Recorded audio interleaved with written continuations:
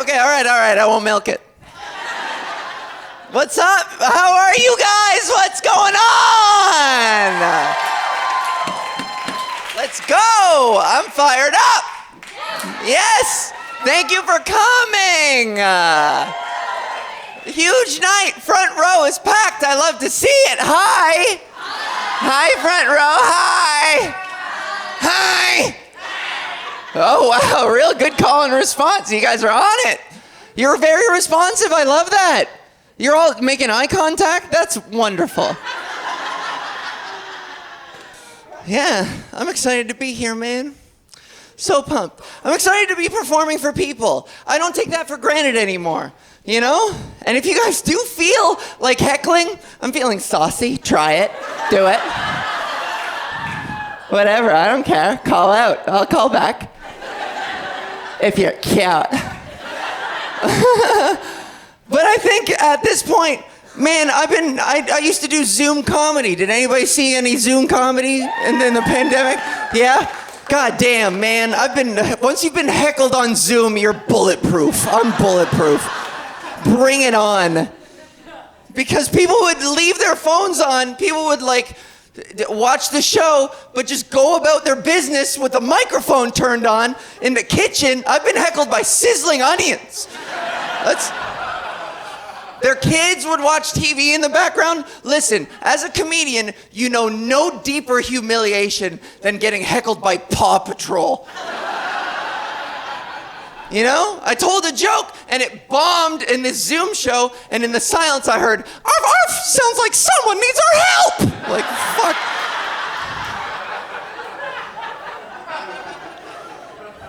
Yeah. But, you know, that was the pandemic.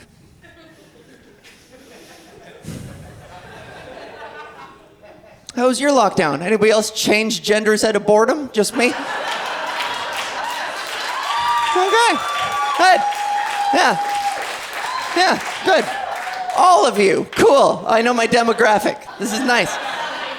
Yeah. Anybody else find themselves in the throes of depression and think, you know who has it easy? Women.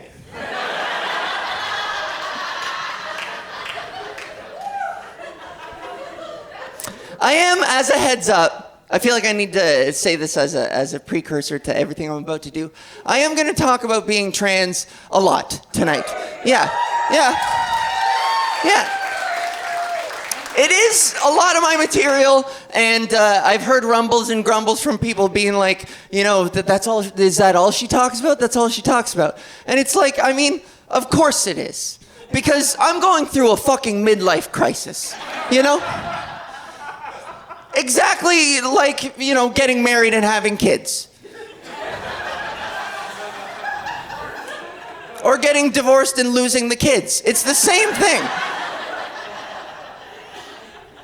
And so you need to it's at the forefront of my brain. It's like everything that I'm engaging with. I'm going through some massive changes. And let's be honest, you guys can see immediately when I come out on stage, and it would be disappointing if I didn't fucking talk about it. You know what I mean? Let's say, hypothetically, I was turning into a goat.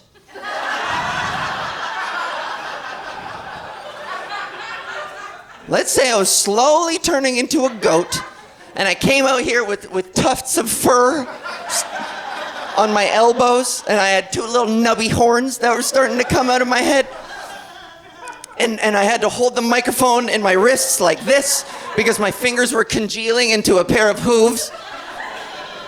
And I still had the audacity to come out here and be like, being a millennial is weird, isn't it? You'd be like, being a goat is weird. Being a goat is weirder.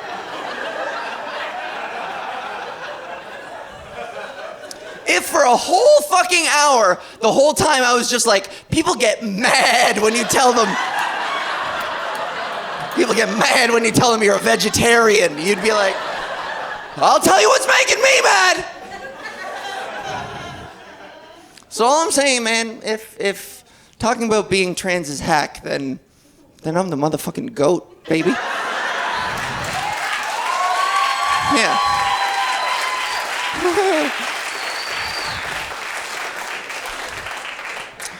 Yeah, so I am a trans woman. which means that I was born on Mars, but I'm working on my citizenship to Venus. Accepted? Yay! The fucking customs agents of the planets, I guess. Accepted. Thank you. Cool. But if you're more of a visual learner, if this helps, when I come out of the shower, I wear a towel around my chest, but my pee-pee pokes out the bottom. And you have to picture it for equality, sir, for equality. My eyes are up here, but like picture it in your head. Picture it in your head. I've been on hormones for 2 years. I've been on feminizing hormones. I love what they're doing to my body. I love the changes that are happening. Yes! They're great. I love it. It's done fucking wonders, man. Estrogen, estradiol. Do you guys want to do some E tonight? I got a bag full of E. Yeah, right here, bud. I love that. Toss me an E, we'll fucking rub our tits together, bud. Let's do it. Sensitive nips, I've heard. Fucking drop the puck, bud. Stick on the ice. Go leave school, give me some E. Let's do this. So, like, it's great. I love the changes that are happening to my body because of the E. It's great. My skin is so soft. Here, get in here. Touch this. Feel this. Isn't that nice? Isn't that good? Yeah. Well, haha, you're gay now. He's gay. Got him. Gotcha. It's the trans agenda right there, man. Don't touch my arm. You're gay. Your man is mine now. Yes. I did that before. Yes, Queen, yes. I do feel very, very much supported in this city. I feel supported tonight. You guys all came out. I love it. It's nice. Yeah. Woo! Yeah. Yeah. Hey, allies, man, you're coming out in full force. I see you, but you gotta tone it down in public. It's just... All I'm saying is if I get one more yes, Queen, while I'm picking a wedgie in the park, I'm detransitioning. I'm done. I'm doing it. Fuck you. Stop it. I don't slay. I don't work. I'm graceless and clumsy. I'm not, slay, work. If I get one more work, bitch, while I'm hiding a carton of eggs in the grocery store that I dropped, I work as a roofer now. My name is Gordon. And I work on the roof. You did this. Allies, I love the support, but like, fuck, man. Being called brave in public isn't the compliment some of you think it is. It's so condescending, especially when I'm trying to like keep a low profile and not get my spot blown up. Have a breakfast sandwich by myself in Tim Hortons, and some lady comes in and she's sweating and crying and causing a huge scene. She's like, "I saw you from outside. I saw you from outside, and I was just so overcome with emotion. I just think that everything that you are, everything that you represent, I just think you are so brave." And I'm like, the food here isn't that bad.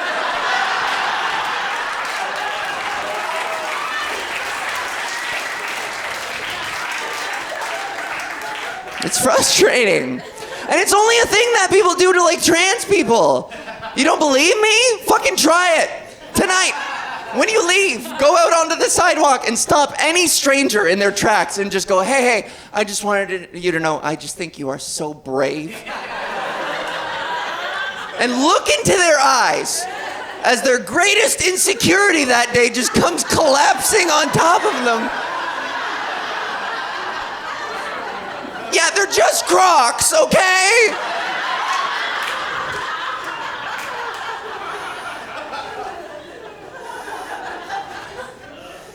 Oh yeah, I should do this disclaimer too.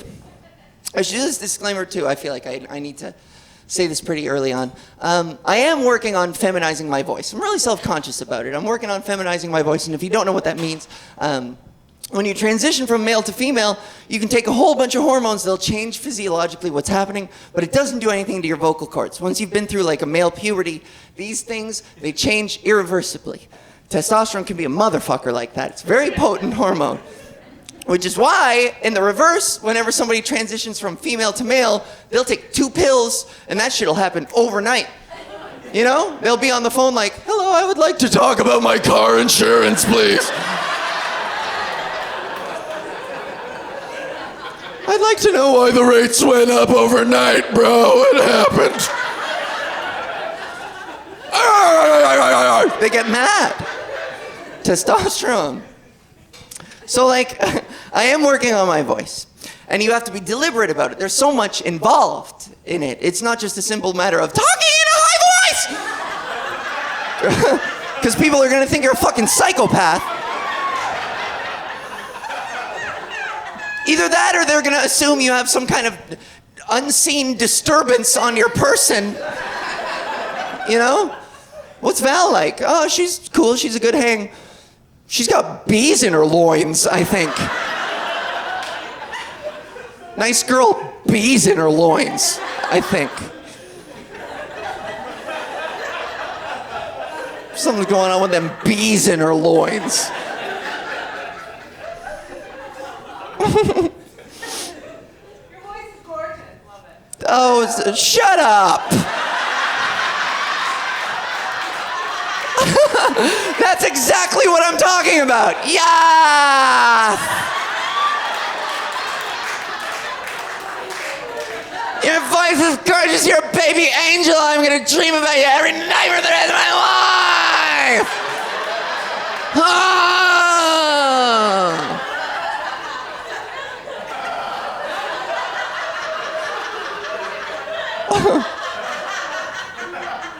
So I'm working on my voice. I'm working on it.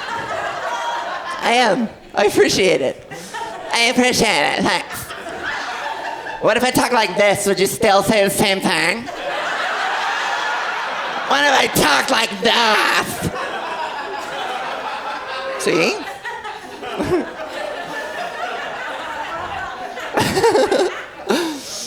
So I am practicing, and practicing is its own challenge. But not in the way that you'd think. Like, there's a lot that is involved, and there's resonance and all this. I won't complicate it, but like, it's not, the hardest part of it all, you'd be surprised the significant changes you can make to your voice just through practice and insight.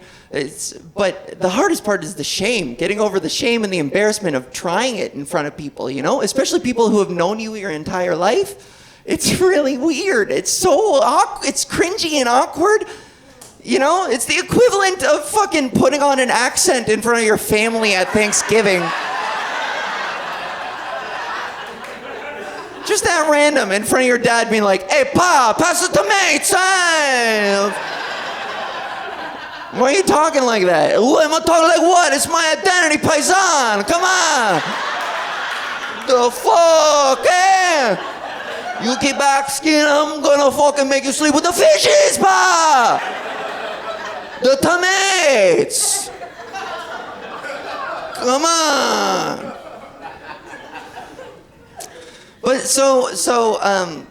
there is so much practice, and you need to use all the resources at your disposal. And there are tons of resources out there, especially YouTube. There are a lot of these beautiful, melodic, angelic trans women with the most gorgeous feminine voices that I aspire to have someday if I try hard enough, and they give all kinds of advice, and some of it works, but some of it pisses me off. Some of it misses the mark. Like this one girl I saw, she was like, you know what you should do? You should be practicing in low stakes situations, quick little interactions with people, just like snappy little things, and then you move on to the next thing. You know where you should practice? You should practice while you're playing online video games.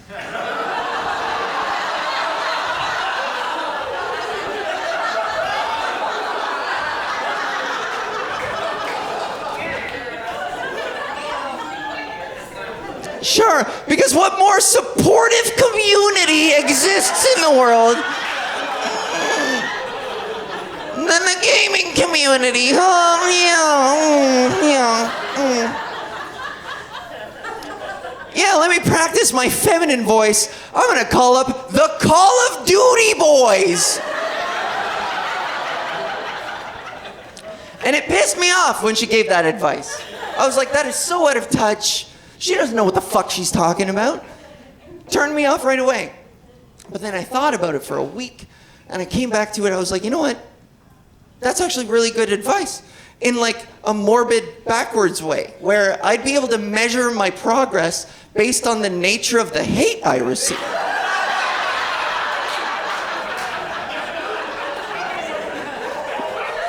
You know what I mean? So for that first year, I will suffer all kinds of homophobic slurs, and then the first guy who's like, you're a fat bitch and you belong in the kitchen, I'll be like, it's working!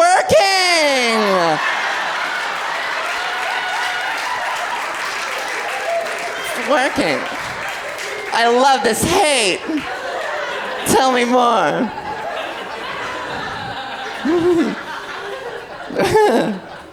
Yay. Death threats. Yeah, so I'm fully out at this point. Can you imagine if that was a shock to anyone? Whoa, what the fuck? I'm out to everybody. Coming out was its own process, its own brave fucking process. Coming out is not easy, especially the further in life you are, I think. I don't know. I was a bro-y dude for a really long time. And I came out like a bro would too, you know? I came out to my dad at a Buffalo Wild Wing.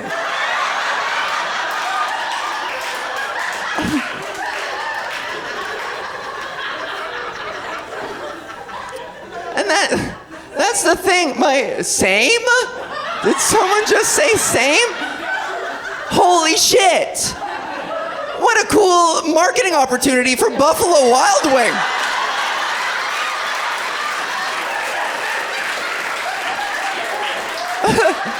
That's incredible. Have some wings, have a pint, watch the game. Come out to your dad, tell him you like to fuck butts. We don't care. Sports, sports, sports.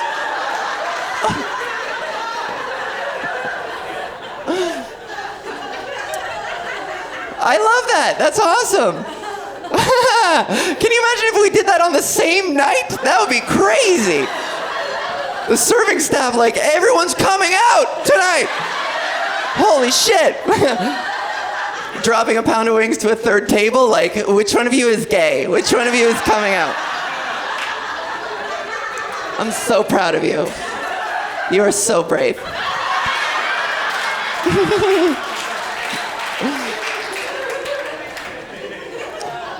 So, yeah, I came with my dad at a Wild Wing. It was strategic, you know? Like, I figured, my dad is fucking awesome. I love him to death. He's stood by me without losing a single fucking step the whole time. I'm really proud of him. And, but this was a strategic decision for me because I figured that he and I bond over sports.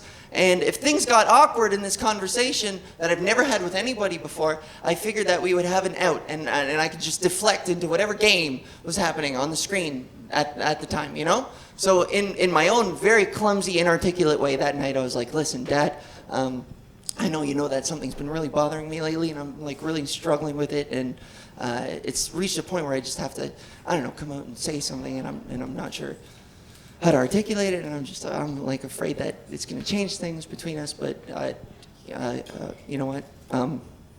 Every once in a while, I like sleeping with men. Anyway, speaking of D, the Leafs defense is pretty tight tonight. It's good.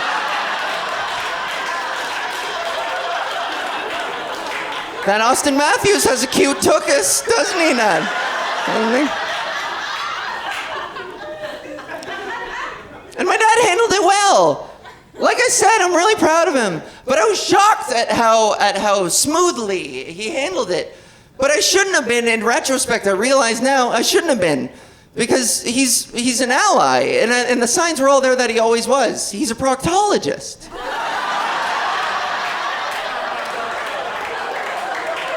You know? And he's a good one, too. They call him Ghost Finger. You don't even know he's in there.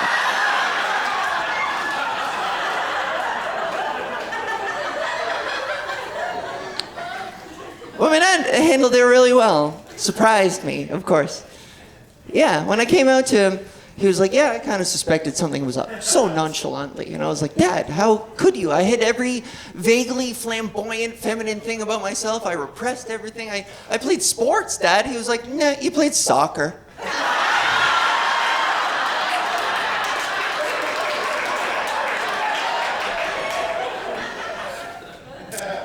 But, you know, you come out to different people, and of course, their responses are all vastly different, distinctly different, sometimes based on generation or nature of the relationship, of course. Like, my niece and nephew taught me a couple things when I came out to them. They were 3 and 5 years old. They taught me, number one, that kids handle these things way differently, and they have such a fundamentally simple way of processing things. And number two, I learned a lot about how out of control my ego is. You know? Because, check it out. So they were 3 and 5 at the time, and they're my sister's kids. And at that point, I had mostly come out to a lot of my closer circle, and I wanted to accommodate her comfort levels in this. I wanted to bring her in and be like, how do you want us to do this? And we kept deferring it. We kept, like, just putting it off. And that just built more and more pressure. And we were like, how are we going to do this? I don't know. When's the right moment? I don't know. What are we going to say? And then finally it was my birthday. And I got all done up because I wanted to go out and party and have a good time. And she was like, the kids want to FaceTime with you and wish you a happy birthday. And I was like, well, you know, I am what I am right now. And she was like, you know what? What are we doing? We're driving ourselves fucking crazy putting this off. The pressure is unbearable. Let's just confront it and just see what happens. And so we FaceTime, and there's a moment where my niece and nephew have a second, and they see me, and they go, why does Uncle Aggie look like that? And my sister, in her infinite grace and wisdom, she goes, you know, some people feel a little different in their bodies than how they look on the outside, and they make changes just to, like, feel a little bit more comfortable with themselves. Uncle Aggie isn't Uncle Aggie anymore, but we love her all the same. And they took a second where they're like, okay. I drew a picture of a dolphin yesterday.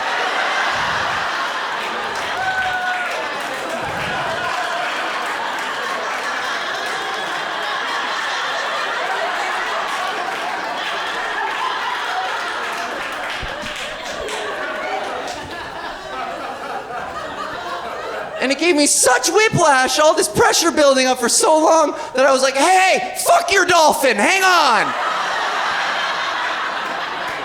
The fuck, man, let's get back to me. That's a shit dolphin, dude. It took me 2 hours to put on this face. That dolphin doesn't have any contour. It's fucking ugly dolphin. Let's get back to meh. And what my friends taught me was that semantics don't matter when they compare to intent.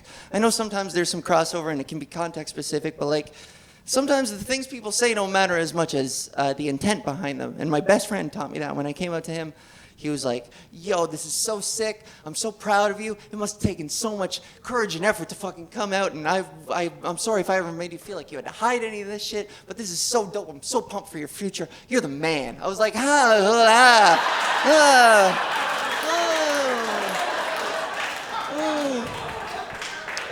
You didn't quite stick the landing, Tony Hawk. You fucking...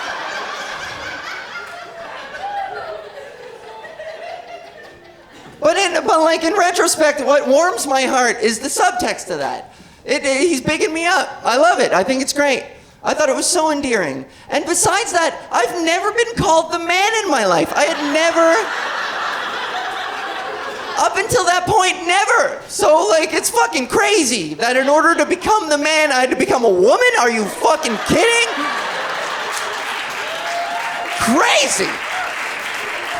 Crazy!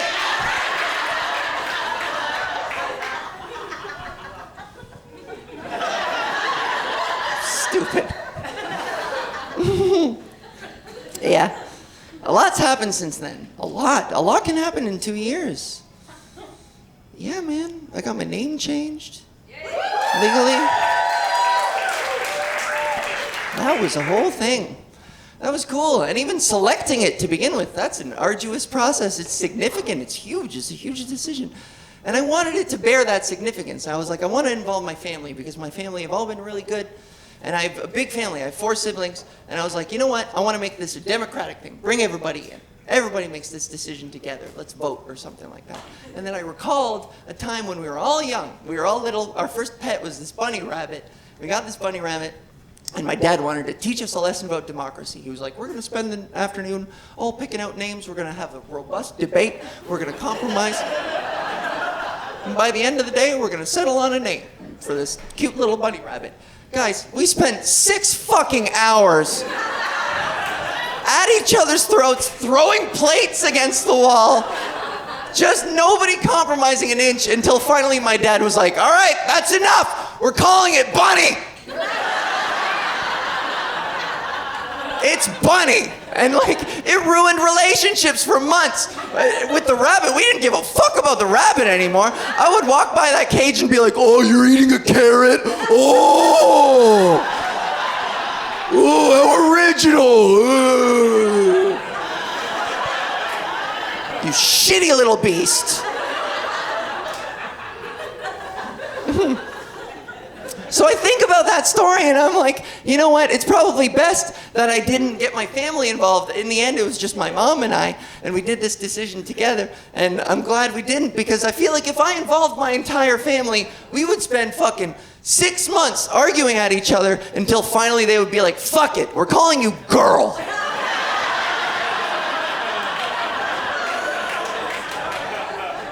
Relationships fucking broken. How's your brother Al?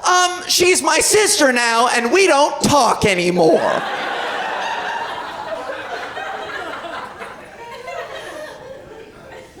But this is the thing I've realized is that in the early stages of transition, people really scrutinize your looks and how well nobody gives you any grace or patience for the time it takes to learn all of these things, man. Like when you're just starting out, you're clumsy, you're gonna make a million mistakes, but people don't give you that time. And there's so much to know, you know? Like makeup, there's so many looks you could put on smoky eye. And also there's hair, and you could do so many things with hair. I had wigs for the longest time. I wore wigs. And I didn't care about upkeep or anything like that. I was just excited to grow my hair out to the point where I could like get rid of them. And I did in such a cathartic way. I burned them behind an elementary school. It was... And now the children play every day at recess in a stinky beige fog. It is my legacy. Yeah, so, you know, I'm 2 years in, and I still get all kinds of shitty comments from it. I mean, you know who's the worst of the bunch? You'd be surprised. Us? Did someone say us? Oh, I recognize you, shithead. Nah, I'm kidding. That won't make it into the final cut. That's just abusive. Sorry.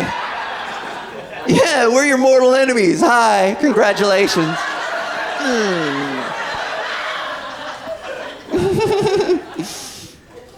You'd be surprised who the worst ones of them are.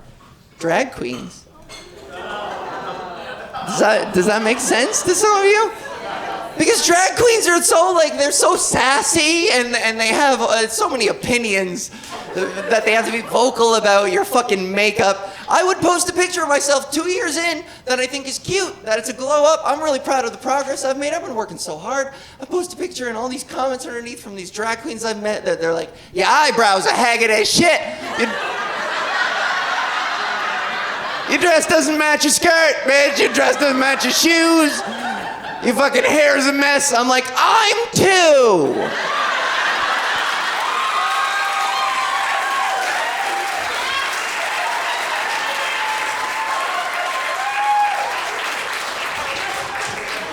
I'm 2 years old.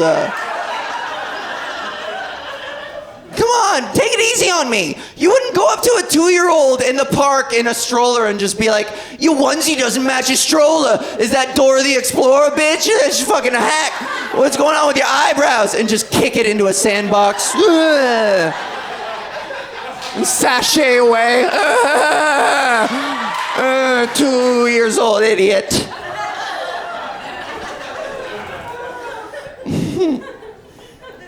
It's enough to make you depressed. I try not to let that outside energy get to me, you know? You spend too much time on social media, it really does hurt your self-esteem. These people know nothing about the process and about who you are as a human being. And so I have these methods of coping with whenever I get really depressed. And especially when I was closeted, this was one of the things I would always do. I would always tell myself, it's not effective, I don't endorse it, but it worked for me. It was like a comedian's kind of take on depression that involved characters and shit. Like every time I would get really depressed, I would try and rationalize it to myself. I would be like, you know what, Ava Val, come on, man. Depression is a first world, 21st century problem. It's almost a privilege to have depression because my fucking life isn't at risk. There were people 300 years ago with more immediate physical dangers that they had bigger fish to fry, you know? There wasn't a pirate captain who locked himself in his chambers that day, and his subordinate comes knocking on his door. He's like, "Yar, Blackbeard, yar! Blackbeard, we're going pillaging. You ought to come with." And Blackbeard opens the door just a crack, and he's like, "No, no."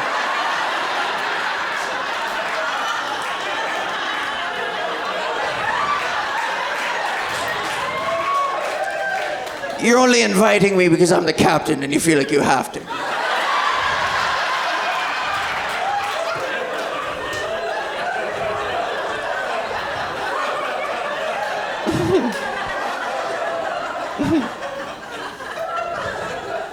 Yo ho ho and a bottle of Zoloft.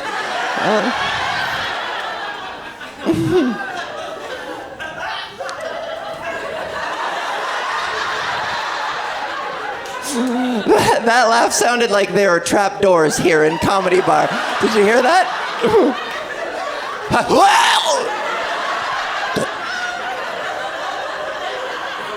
And he was never seen again.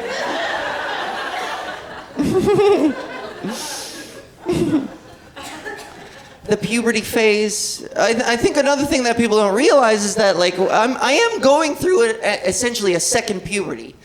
It's wild. And what's disappointing is this is like my second puberty. I never got to have an awkward first one. I would have leaned the fuck in, you know what I mean? Now that I'm 35, I give less a shit what people think about. I might just embrace this and just have my own adult, awkward adolescent phase, you know? I'm gonna be a fucking horse girl, bitch. Yes. Yeah. Fucking get a ill-fitting retainer that doesn't quite fucking get to the roof of my mouth, so saliva builds in the top, and I have to go and just vacuum suck it to the fucking back of my throat. I'll have a notebook full of vaguely sexual anthropomorphic drawings of horses with six-packs and delts and shit. Yeah. Just be awkward as shit. Let me. I'll have a cute boy come up to me and be like, "Hey, Val, what's in that notebook?" I'll be like, "This is Carmine and he's the prince."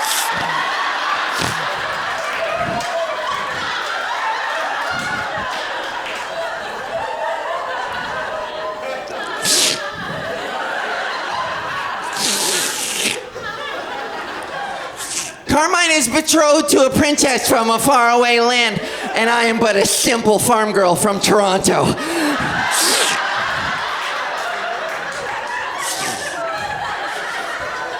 Anyways, I have to get going to clarinet lessons, so I'll talk to you later.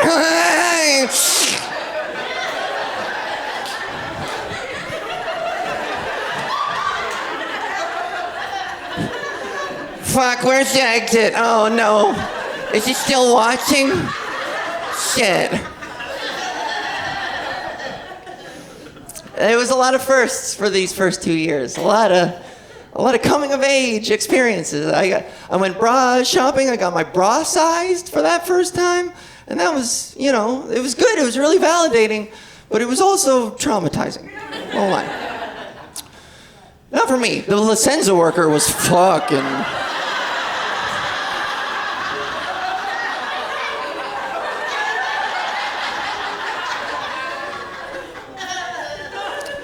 Because that's the thing at Licenza. I don't know if they warned her. I don't know how often people with my body type go in for a casual sizing at Licenza. I don't know how often UFC welterweight champions fucking go in. But it freaked her the fuck out. Because according to Licenza, I have the smallest boobs and the biggest rib cage in the world.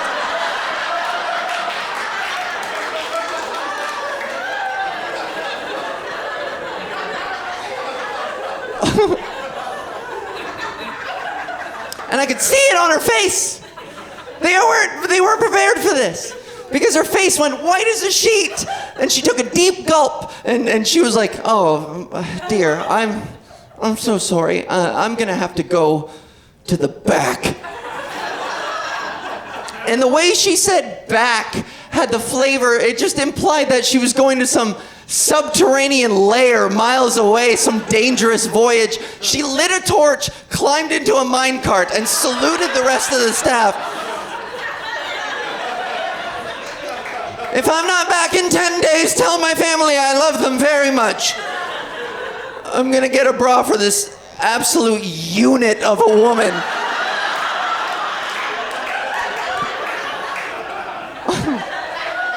The worst part was, on the speakers, they were playing She's a Brick House.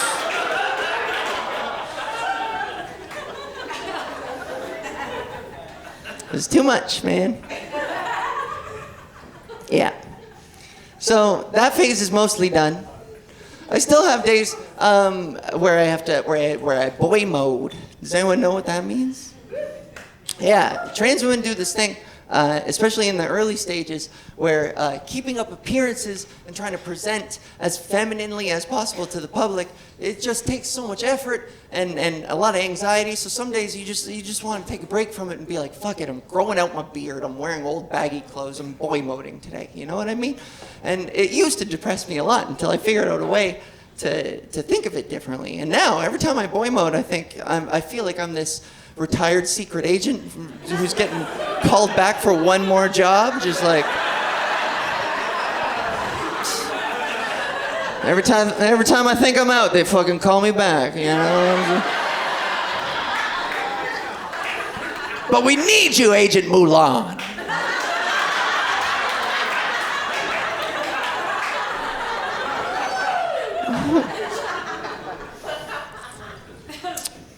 Yeah. A lot of first times. A lot of them are this, a lot of these coming of age experiences are these perfect collisions of validation and devastation at the same time. Like, I got catcalled for the first time last summer. For the first time in my life, I heard an ah and a woo. That's exactly what I'm talking about. And it gave me a complex. I was worried that I had a butterface for the longest time. And don't fucking dare. No! It's fucking...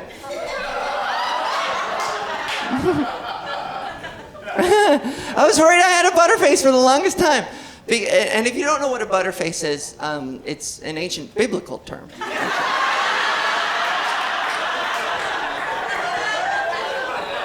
From Jesus himself. There's a line in the scripture, if you read it. He goes, yea, and her body was tight.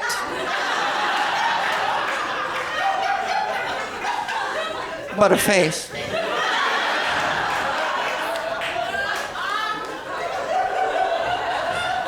A reading from the book of John, 69, 24/7.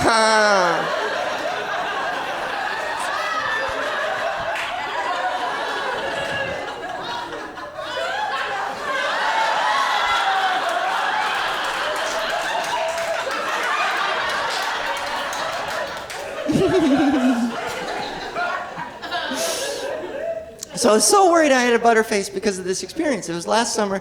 Let me set the stage for you guys. So it was last summer. I'm walking down the streets of Toronto. It's midnight. The streets are dark. It's empty. Queen Street. I'm walking downtown, all alone. There's nobody around. And I hear this guy catcall from a bike. I can hear him approaching swiftly, and he calls out to me. He's like, "What's going on, pretty baby? You looking pretty cute in that skirt. I like what you got on, baby girl. You got some nice legs. Stick around. Talk to me for a while, baby girl." And like, call me a shitty feminist.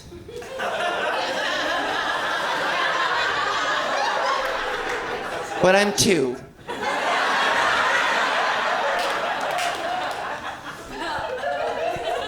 And it felt so nice. I was like, oh. I shaved my knees. He noticed.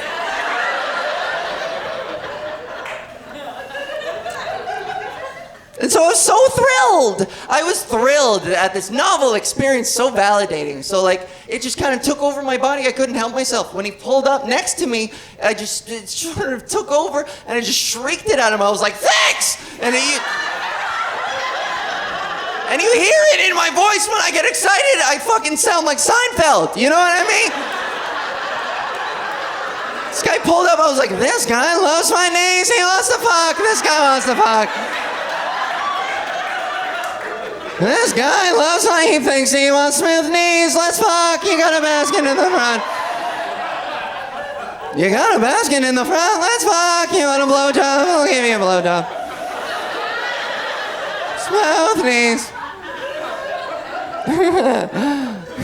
Bring him back to my place. Have my roommate come in and be like, "Who's fucking in here?" And like, Kramer's here. Let's fuck.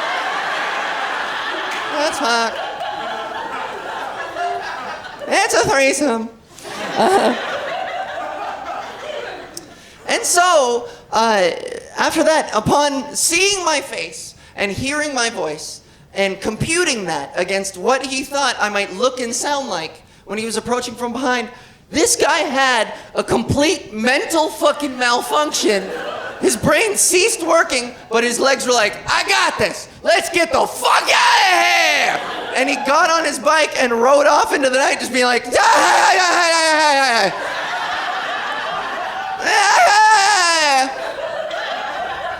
he got louder as he biked away.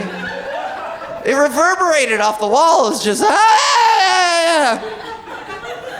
and it was so traumatizing to have something so novel and validating just ripped away in the blink of an eye, just like that, from the highest high to the lowest low. It was pretty devastating, humiliating, and it took me months to recover from that. I was like, fuck, but I'm the kind of person who likes to see the positive side in everything. I think there are triumphs to be had, even in these low moments. And it took me a while, but I realized I'm coming out on top for 2 reasons. Number 1, that guy is never catcalling anybody ever again.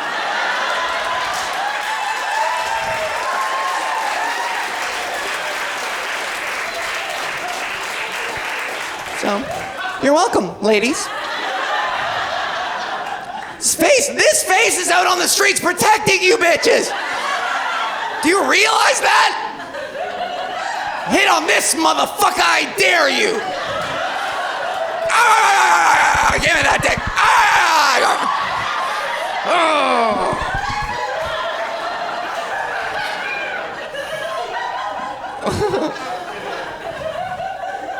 So that's reason number 1. Reason number 2, reason number 2 for the reason that I think I'm winning here. We all want to leave behind a legacy. You know what I mean? And there's a part of me that's really proud that this one's mine. You know?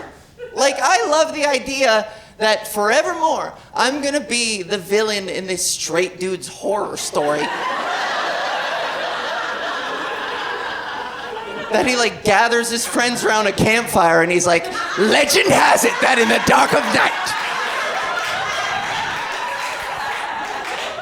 on the streets of Queen, there roams this succubus woman, just alluring you from behind, and then you get too close, you look her in the face, and you realize she's this Axl Rose-looking motherfucker. With the smoothest knees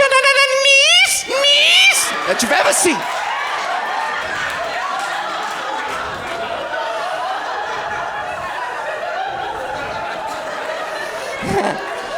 And now you're like half gay, but only from behind. Welcome to the jungle!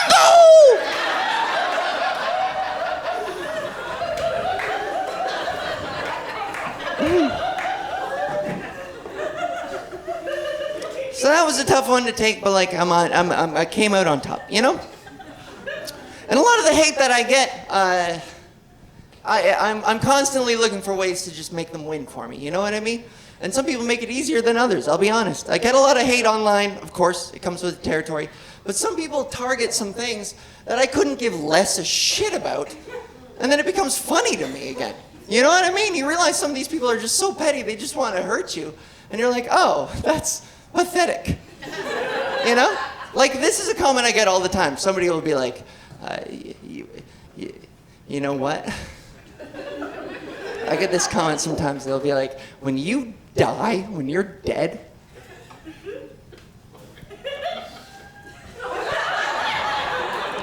like 800 years after that, when they dig up your bones, they're gonna be like, that's a man's bones.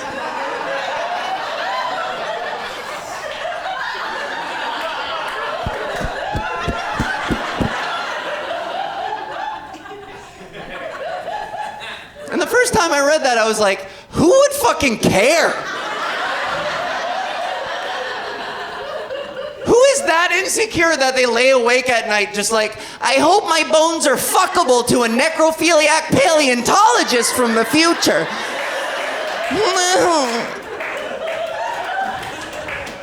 Does this guy really think that in my lowest moments, when my self-esteem is at its worst, and I'm just hanging out in my room, just feeling miserable about myself physically, nothing turned out the way I wanted it to, I've got the curtains drawn, I'm just staring at myself in the mirror, just like, my bones!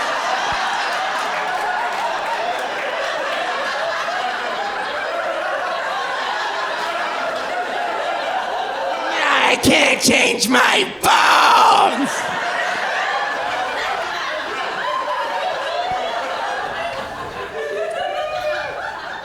More importantly, what does that say about what this guy thinks those scientists are like, you know?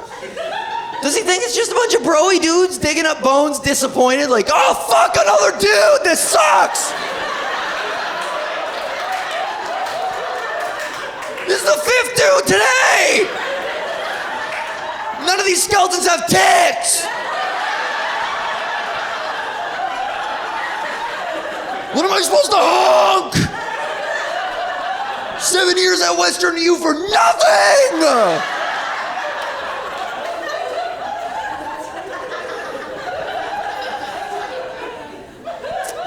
So that's one of the comments, the bones thing. I get this other one a lot. This is my new favorite. Someone will always go, you'll never have a period.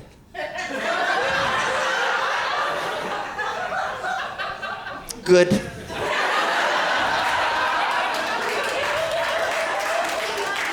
Good. I've never heard an endorsement for a period in my life. The only people who've ever wished for their period are 2 weeks late for it.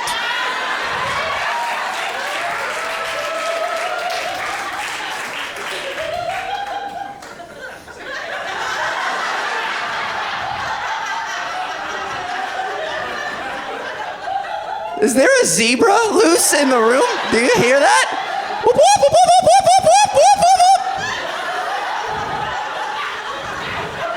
Fuck, it's the cops!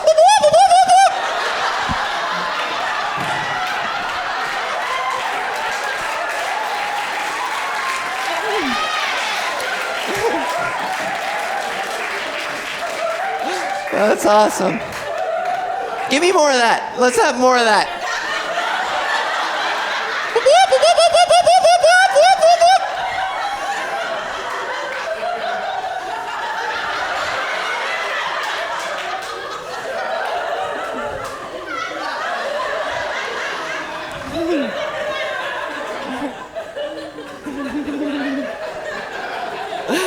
Oh man, that laugh is gonna win me a Juno, man.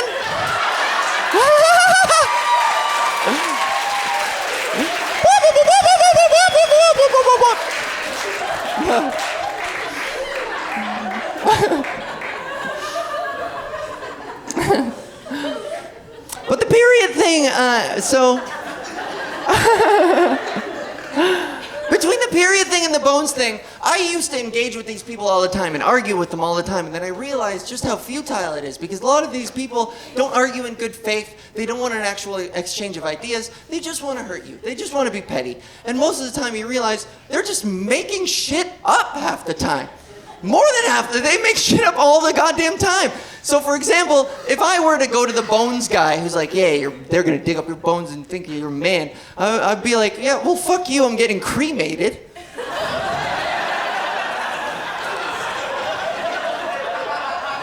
Like, even if I were to tell him that, he would have some rebuttal just like, yeah, well, they can tell from the ash. It's a broad-shouldered ash. Shoulders are broad in the ash. Smells like Old Spice.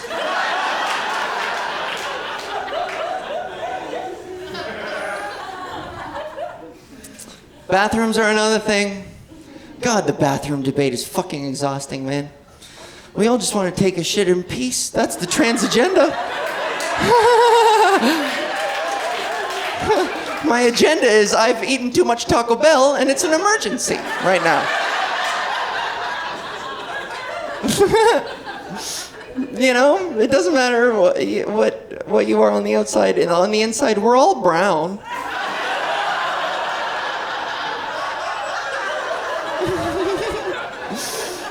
The bathroom thing. Signage is a whole contentious issue. I don't like when places, I love gender-neutral bathrooms. I think they're great. But I just don't like when they try to be coy and silly about it. Like, you'll go to a place and there'll be the male and the female silhouette, and there'll be this long line of, like, animals and fictitious creatures. There'll be fucking a chicken and Yoda and a Minotaur and the Ninja Turtles. And then underneath, there'll always be some coy line that's like, we don't care what you are, as long as you wash your hands. Ha ha ha ha ha ha.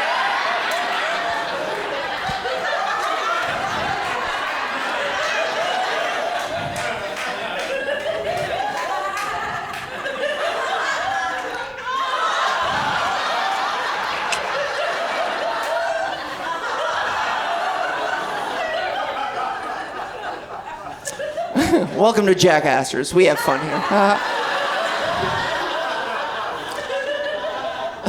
So those bathroom signs, they bother me. But not for the same reason that a lot of my trans friends hate them. A lot of my trans friends are like, yeah, it equates us with these inhuman entities. It dehumanizes us. And I understand that. I do. But that's not my problem with those signs. Those signs make me wonder if I'm not setting my standards high enough. You know? Like, all this time, I've wanted to be a woman. Are you telling me I could have been a fucking Ninja Turtle this whole time? Where are the hormones for that, science? I want to take some pills and just be a fucking expert at nunchucks. Just like... have my doctor push me on my back and I can't get up. It's like, it's working! It's working!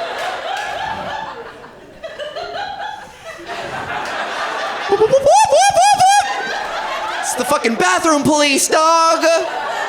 You're shitting in the wrong bathroom.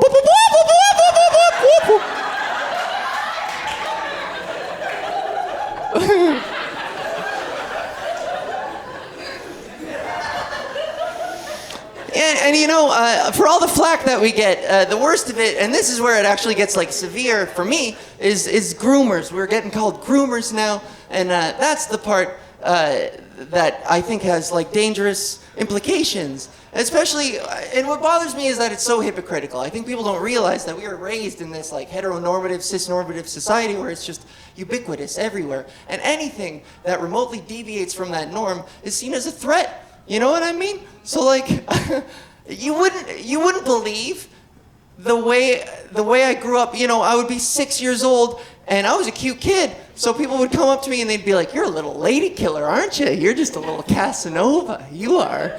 You're just a handsome little boy. You 6-year-old boy. You sexy 6-year-old."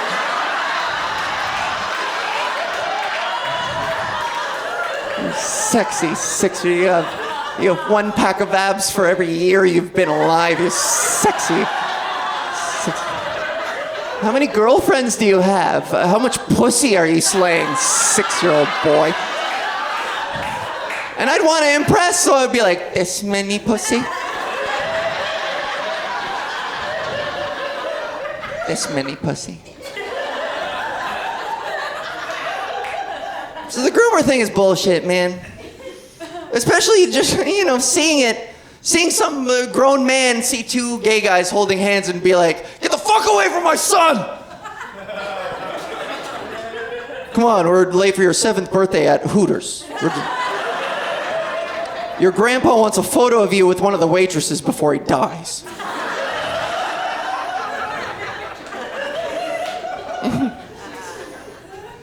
I am moving into the dating landscape. I'm on the dating scene now. Yeah. Love it. I'm trying my best. But as I go through these physical changes, I realize that the people who are attracted to me are also going to change. I just never expected them to occupy such a specific niche. You know what I mean?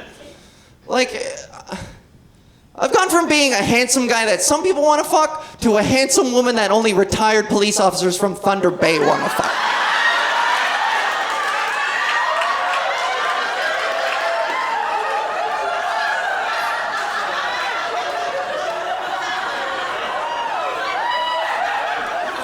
And I can't help but feel like that joke resonates with some of you, that you're like, that's Daryl. That's my Uncle Daryl. Yeah, there we go.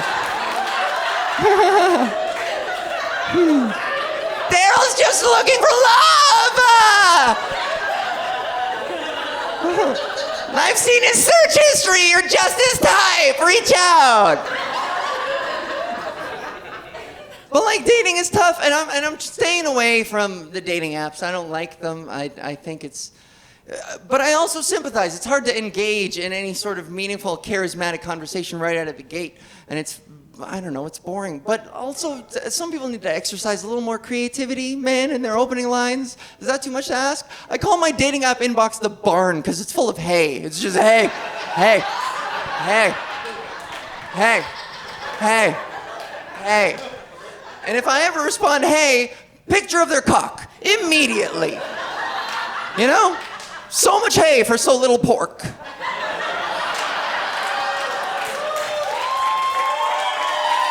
You know? But yeah, the dating apps, I won't do the dating apps anymore. Grindr, I learned that not to do Grindr immediately, you know? Yeah, that was tough. That was a tough experience. One and done on Grindr. Because people are so catfishy on Grindr. I mean, they can catfish anywhere, but Grindr, I feel like it's the Wild West, man. Like this guy that I hooked up with, his picture, he looked like Gerard Butler, but then when we met up, it was Wario. He looked like Wario. But that's not even the worst part. So when I was in the shower, he stole $140 out of my wallet and left and ghosted. And he robbed me. You guys, I had sex with Wario and he stole my coins.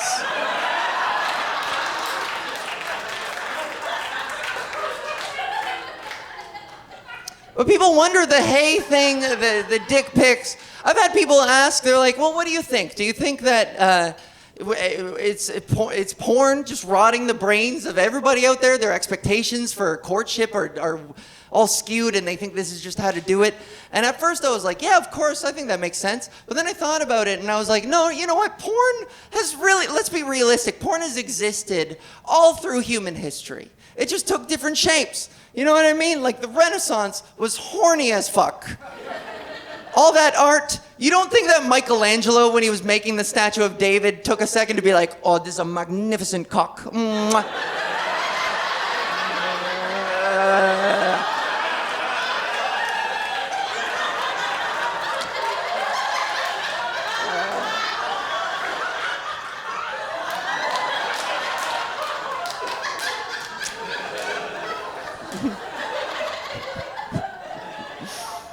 Magnificent marble mushroom.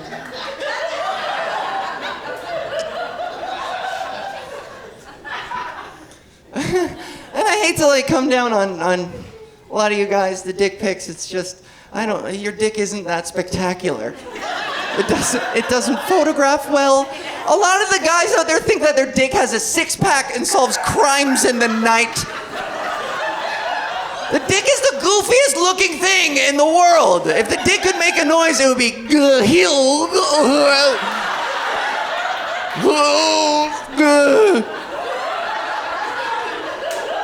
with its one eye. You unzip some guy's pants, it just comes rocketing out like, I couldn't breathe in there. Who are you?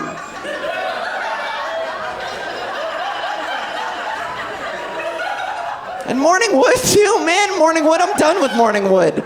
The most suspicious first thing to see in the morning is some guy being like, oh good, you're awake. I was making plans.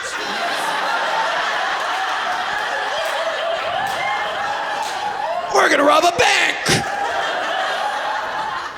The sperm bank. I was also like that for a while I was dating women as a dude. It's interesting that I had these chauvinistic expectations on dating. Like I would go on a date with a girl and I would pay for her meal out of some obligatory sense of chivalry. I expected that was what I was supposed to do. But I would always expect something in return, some kind of sexual reciprocity. I would be like, I'd better get a blowjob out of this, you know? Like an asshole, you know?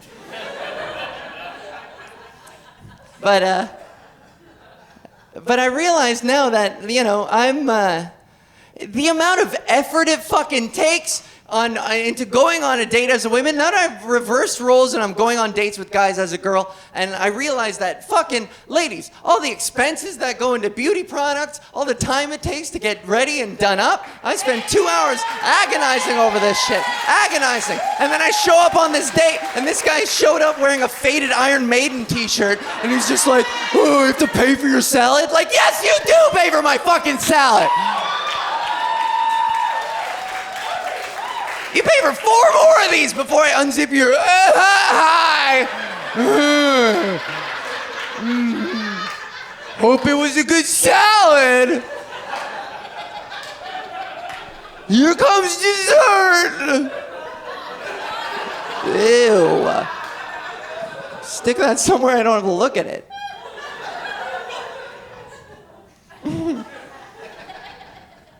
I also, in my future partner, I don't want to do Zoom.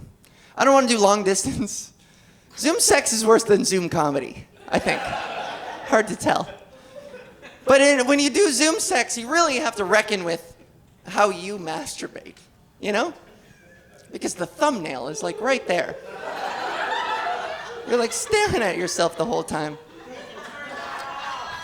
You can turn that off. The words of an experienced veteran, right there. That is an ugly masturbator. That person saw what they were doing and was like, I have to get to the bottom of this. I need to get this out of here. How to get rid of thumbnail. Yeah, babe, sorry, 1 second. Yay.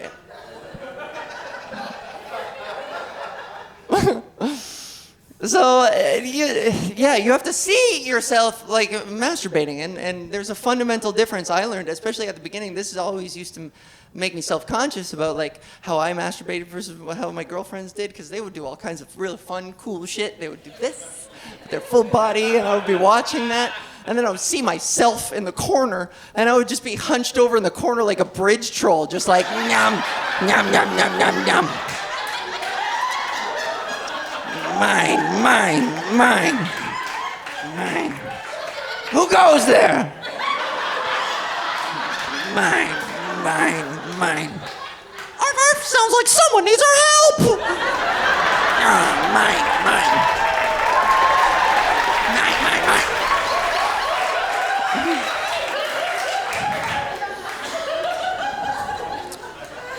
So, you know, I don't know what my partner is going to look like in the end. I don't know. I don't know what they're physically going to manifest as. I'm still figuring that kind of stuff out. But I know what I want. And what I want, it's a very specific feeling that, again, is very much informed by my comedy background. I want somebody who, in the bedroom, I want to be able to have a moment with somebody where we can share a laugh when we're completely naked and vulnerable with each other and not feel a lick of shame, no iota of shame or any sort of apprehension. I want us to have that kind of adorable moment where we feel truly seen. We're just completely bare and we proceed as planned. I just want that. I think that's a level of trust and love that I aspire to have someday, you know? Yeah. But then I think about it and I'm like, there's nothing stopping you from having a laugh in the bedroom anyways, at any time. You know, that's why they call it slap and tickle. You gotta, So I'm thinking, I mean, like, you could do an impression at any moment in sex. Do it. While you're giving a blowjob, just pick your favorite Mario Kart character and, like, go for it. Just do Toad. Be like, I'm the best! I'm the best! I'm the best! Oh, I'm the best!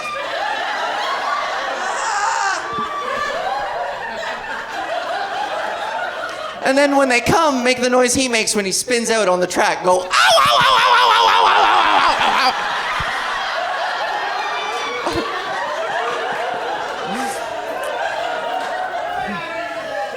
ow. That's for you. Do it tonight. If one of you sets up for a blowjob and your partner's like, don't do it, don't.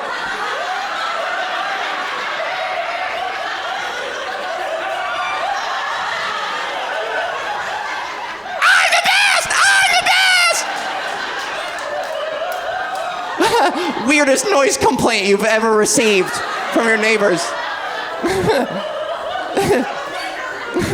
Is one of you the best at blowjobs? Stop it.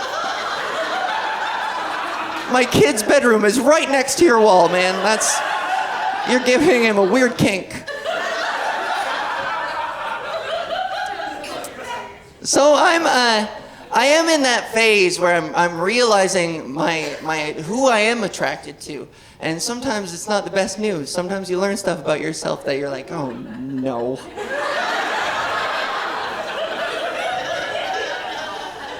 Like, I'm attracted to bike cops.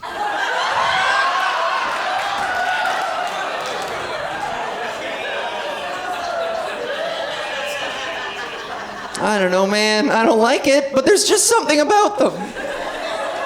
The level of authority, but it's cute at the same time, you know? With their little helmets. Bring, justice!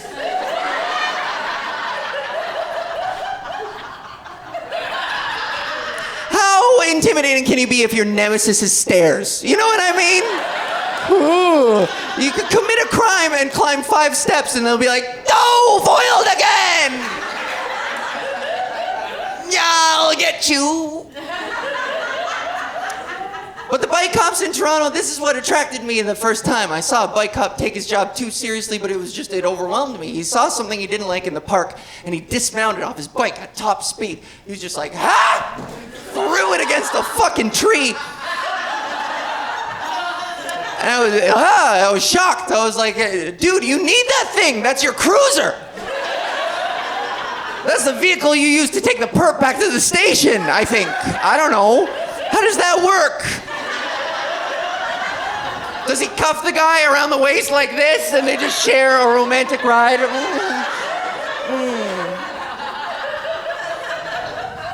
Or does he sit a guy in the basket in the front and he's just like, I've been a very bad criminal. I'm going to jail. I shouldn't have whittled that candy bar. Now I'm going to jail.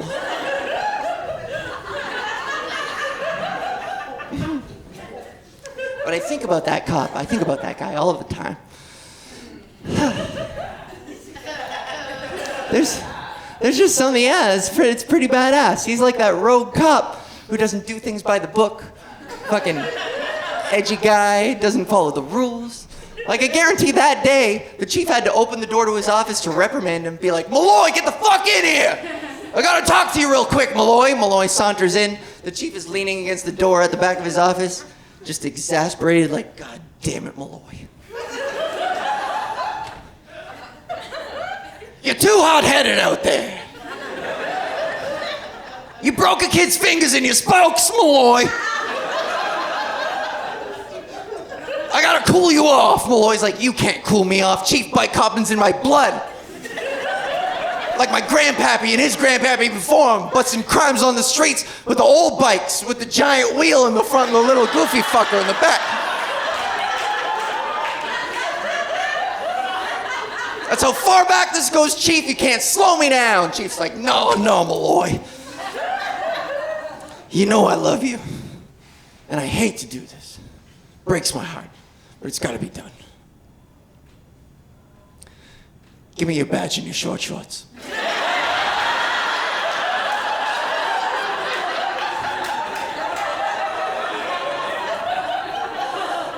Malloy's like, whoa, Chief, you stop right there.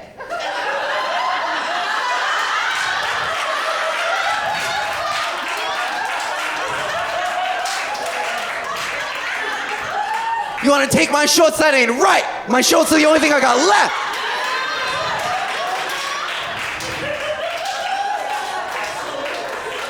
You want to know something, Chief? You think because you're the only one left at the top, they always right?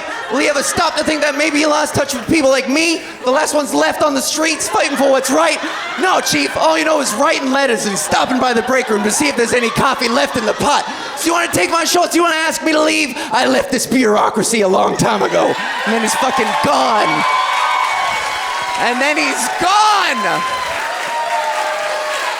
And so am I. Thank you guys very much.